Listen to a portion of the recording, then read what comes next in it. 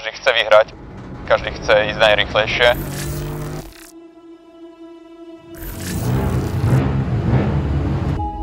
Autíčko funguje fantasticky, s Mirom si naozaj užívame.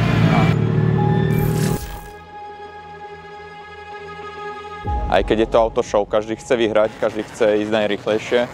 Zatiaľ momentálne sa nám to darí, sme prvý v dvojkolkách, prvý v triede. Potrebujeme to udržať, stačí jedna malá chyba a je po náskoku, takže chceme to dôjsť čo najlepšie do cieľa a umiestniť sa čo najlepšie.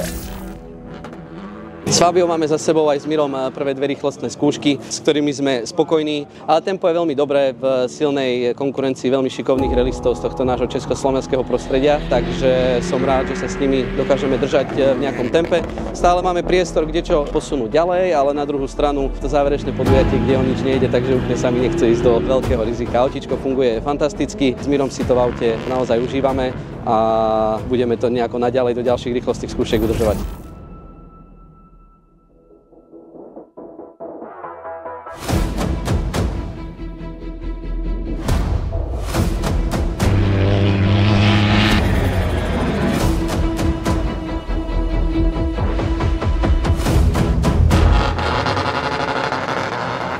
Máme za sebou opäť veľmi úspešne autoshow na Slovakia Ringu.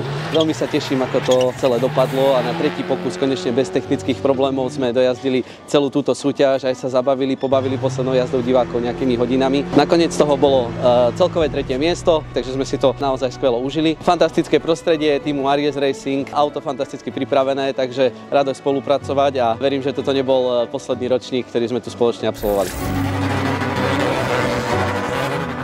Tak, sme v cieli autoshow, aj keď to má v názve show, každý chcel bojovať, chcel byť prvý, nám sa podarilo vyhrať dvojkolky, vyhrať triedu svoju, myslím si, že spokojnosť včera, spokojní partneri, reklamní naši, sme ich povozili, dneska sme si zasúťažili, zajazdili a aj celkom pekný výsledok odnášame domov. Ďakujem Aries Racing týmu za celú akciu, super, a taktiež našim mechanikom, otcovi a všetkým, ktorí nás podporovali.